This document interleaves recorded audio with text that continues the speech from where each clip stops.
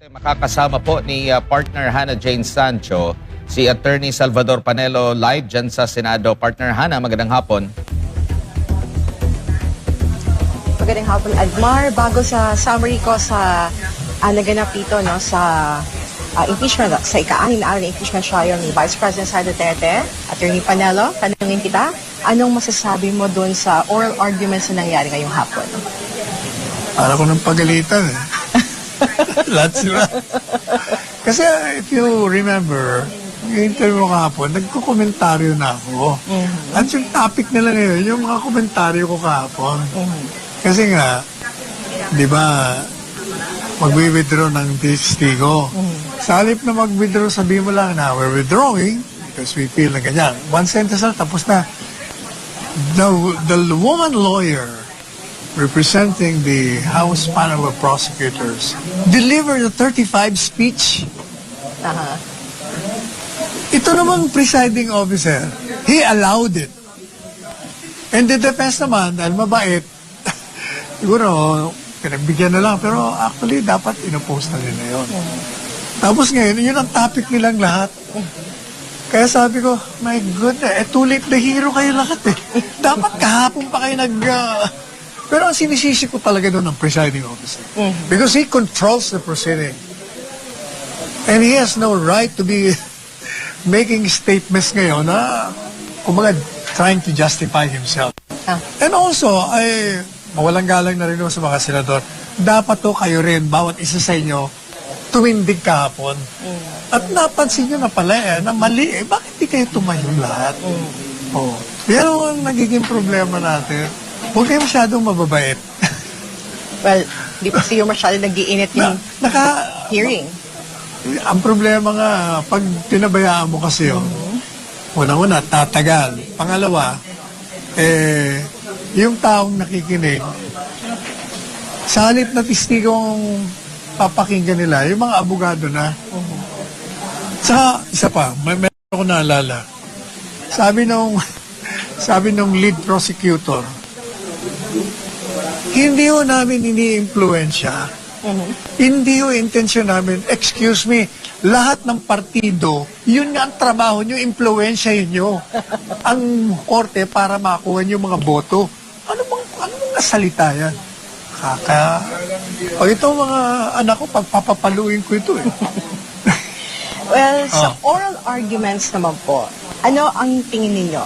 Do we have enough numbers para pagbotohan na in favor sa defense or pagbibigyan ng kahilingan ng prosekusyon na isabpi na nga yung AMLA, yung BIR, at iba pang financial records ng Vice President? Unang-una, yung mga argumento na magkabilang panig na narinig na rin natin yun eh. Paulit-ulit lang yun actually. Ngayon, whether or not papayag, sa tingin ko, wala naman ako nakikita kung buksan nila. Kasi ang feeling ko, personally ang tingin ko, I don't think na isang taxpayer will put their items in the salad, yung mga bagay na hindi niya mapapaliwanag. Siyempre, kung ilagay mo yun dyan, legitimate siya. Kaya buksan mo yan, walang problema. Yan ang sa akin. Yung concern na baka ma-weaponize ng kalaban. Kaya lang sila kinukontra yan. Kasi pati yung mga na hindi na dapat buksan, pinipilit nila buksan. Di ba? Pinupunto nila na hindi dahil noon pa yan, kailangan buksan natin. Mali yun. Kailangan kung ano sinasabi ng konstitusyon, yung impeachable offense, kailangan dun at the time ka lang na ginawa mo yon at the time na ikaw ay an impeachable officer. If you go beyond that, then you are violating the Constitution. Ayun. Kasi yun yung concern. Kaya pwede mo buksan pero meron kang bakod hanggang dito ka lang. Yung limit. Hindi mo pa pwedeng puntahan yung hindi mo dapat puntahan. But you think, kayang tayuan ni Vice President Sara Duterte whatever ang ma-uncover na impeachment court na nilalaman ng kanyang bank accounts, SALN, BIR records? Definitely. Number one, abogado siya. Number two, abogado ang asawa niya. I don't think they will commit any irregularity. Being lawyers, they know what is unlawful, what is irregular, or not. Ngayon sa mga senator judges po, iilan lang po sa kanila ang abogado. Paano ma-appreciate ng mga senator judges yung mga ebidensya, yung presentation, both ng defense and ng prosecution without having that kind of background na sila ay nag-aral na abogasiya for them to understand the dynamics of bilang isang husgado? Hindi yung problema yun kasi bawat senador may staff of lawyers. So trabaho ng mga abogado yun na ibigyan sila ng special seminar. Kung may problema sila na they cannot appreciate, they can always go to the lawyers. Kaya nga, di ba si Senate President Gatchalian, pinagtanggol ko siya na dapat siya maging Senate President. Kasi actually, you need only common sense to preside. Yung mga rules, madali na yun eh. Gagaya niya, ito mga abogado nga nagpipreside, pamali-mali naman ang ginagawa niya. Tapos, ayaw ko ba? But would you like to give an advice sa presiding officer sa mga future na pag-handle niya sa impeachment court? Kailangan sundin niya yung rules. Hindi pa pwede yung pabait-bait siya doon. Kasi, alam mo, you allow it. Pagkatapos, magre-reklamo kayo after the fact. Diba? Yung bawal, sasabihin mo, saka na ako mag-ruling, pakinggan ko muna, ay narinig na ng buong bansa. So, yung anong ruling pa? Useless.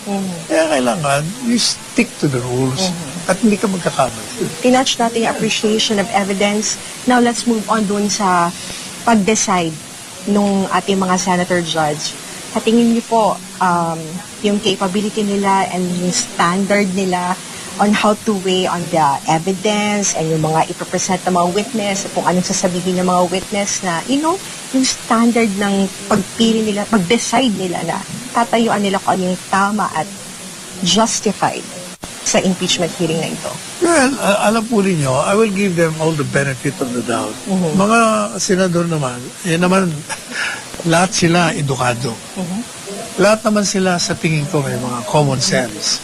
So kung gagamitin lang nila yung kanilang intelihensya, yung pinag-aralan nila, yung objectivity nila, yung sentido komon, makakabigay sila ng tamang desisyon ayon sa batas, ayon sa sentido komon, ayon sa kalakaran na nakita nila sa pamamagitan ng mga testigo. So, ang problema lang ganito. Since this is not only a judicial process, it's a political process and it's a numbers game, doon papasok yung mga konsiderasyong pampolitika. Titingnan nila, ito ba boto kong ito? Makakabuti ba ito sa akin? O baka biglang pagdating ng halalan, wala na ako. Yun lang ang magiging problema.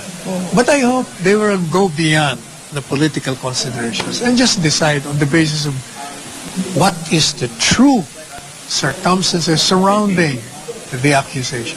Thank you so much for your time, Attorney Sal, and for your time to give us your views po, in analyzing yung nangyari po sa impeachment sa araw na ito. Thank you very much. Thank you also for wasting our time, you people there who are not following the rules, who bend the law, and who complain after the fact. Mabuti nga, hindi ako nakatulog na naman. Makakatulog na sana ako. Sa yamot. Thank you so lang ko yung biro, patawa ko lang sa inyo. Thank you so much, Attorney Sal. Okay, thank you. And Admar Jade, sa nangyari po na impeachment,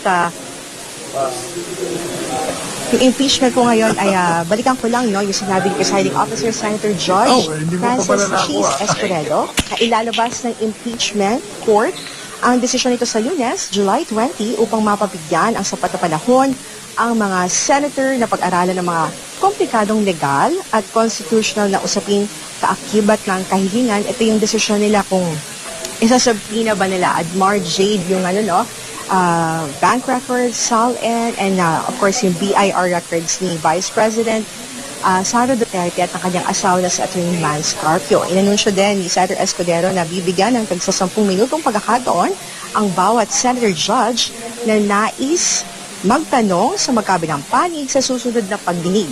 Samantala, inanunsyo din ni Lead House Prosecutor Representative Jervin Luiso na bukod kina Atty. Zuleika Lopez at Captain Belinda Bello, Hindi na rin ihaharap ng prosekusyon bilang mga testigo para sa Article 4 ang mga kinatawan ng PNP Firearms and Explosive Office, si Sheriff Abe Andres, mga mamamahayag na si Michael Flores at Bons Magsambol, isang miyembro ng pamilya ng umano'y biktima ng grave threats, at isang psychiatrist. Ayon kay Luiso, si NBI Director Attorney Melvin Matibag ang magsisilbing huling testigo ng prosekusyon para sa Article 4 na may kaugnayan sa umano'y grave threats ni Vice President Sara Duterte. Pagkatapos ito, lilipat na ang prosekusyon sa Article 1 impeachment complaint na tumatalakay sa usapin ng confidential funds. Nakatakdang iharap ng prosekusyon bilang kanilang mga unang testigo para sa naturang artikulo ang isang kinatawan mula sa Legislative Archives Museum ng House of Representatives at 2 empleyado ng Land Bank of the Philippines. Pinagbigyan naman ng impeachment court ang kahilingan para sa subpoena sa 3 testigong ito. Gayon din ang ilang opisyal ng bangko na may kaugnayan sa may aligasyon sa confidential funds. Nilinaw din ni Escudero na tatapusin muna ng prosekusyon ang presentasyon ng kanilang mga ebidensya para sa lahat ng articles of impeachment bago naman ilahad ng depensa ang kanilang evidence in chief para rin sa lahat ng artikulo. Pagkatapos ito ay magkakaroon ng formal offer of evidence at final arguments bago magpasya ang impeachment court sa bawat artikulo ng paisa-isa. Pinuri naman ni Escudero ang niya ay maging mahinahon, malumanay, magino at magalang na diskurso ni Attorney Chel Jokno at ang prosekusyon na si Attorney Michael Westipo walang depensa na isinasagawang oral argument. Samantala, hiniling naman ni Lead Defense Counsel Attorney Sheila Sison na iwasan ng magkabilang panig yung pagbibigay ng konklusyon sa katotohanan o interpretasyon ng batas sa tuwing mag-withdraw ng mga testigo upang hindi umano maapektuhan ang balanse ng impeachment court. Tumugon naman si Congressman Luiso na hindi layunin ng prosekusyon na abusuin ng oras ng korte o impluwensyahan ang mga senator judges at ang publiko, kundi paliwanag lamang ang kanilang posisyon sa pag-withdraw ng ilang testigo. Binanggit naman ni Senator Escudero na naitala na ng impeachment court ang usapin at maging ang paraan ng paglalahad ng ilang abogado sa mga nakaraang pagdinig ay napansin na rin ng ilang senator judges katulad ni Senator P.F. Cayetano. Magbabalik po ang impeachment court sa Lunes, July 20 para sa pagtatanong sa mga senator judges at sa paglalabas ng desisyon kaugnay sa kahilingan para sa subpoena ng AMLAC, Bank at BI Records Vice President Sara Duterte. At Margie, Maraming salamat si partner Hannah Jane Sancho live mula dyan sa Senado. Samantala, panoorin naman natin ang press conference ng defense team ni Vice President Sara Duterte.